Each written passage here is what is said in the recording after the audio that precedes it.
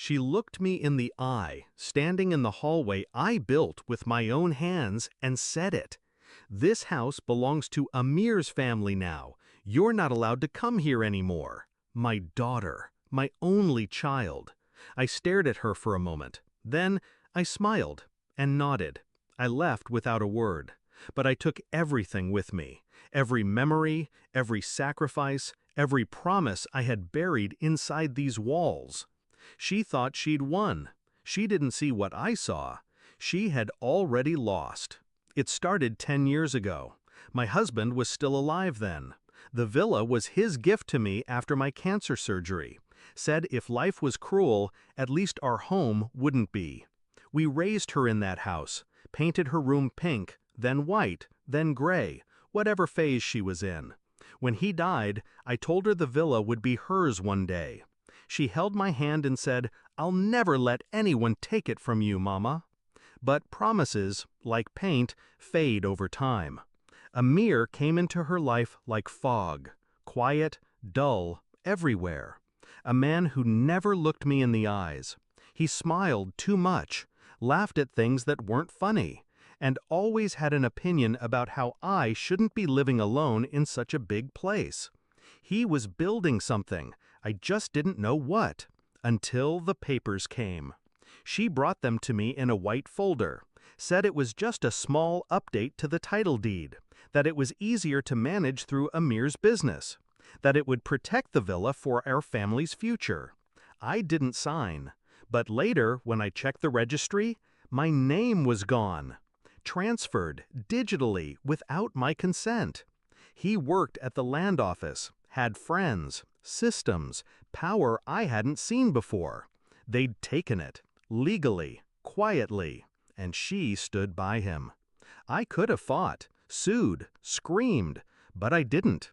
I just started packing. One night she came over and found me folding clothes. "Why are you being so dramatic?" she asked. I said nothing, just handed her the keys. That's when she said it. "This is theirs now. You are not allowed to come." I didn't speak, but in my silence, something shifted.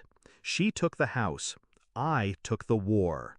I moved in with an old friend, slept on a mattress on the floor for a week. Then I got to work. The first thing I did was check the plumbing. Not the actual plumbing, the company that installed it, and the roofers, and the security system, and the interior designer. You see, the house may no longer be mine, but I built it.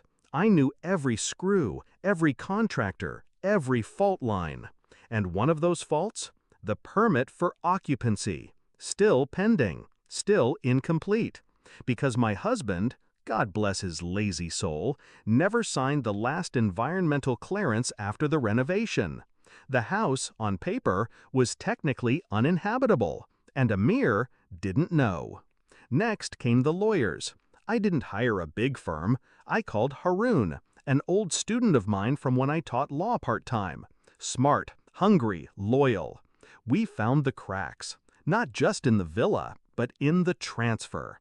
Forged e-signature, no witnesses, a friend who notarized something he wasn't even present for.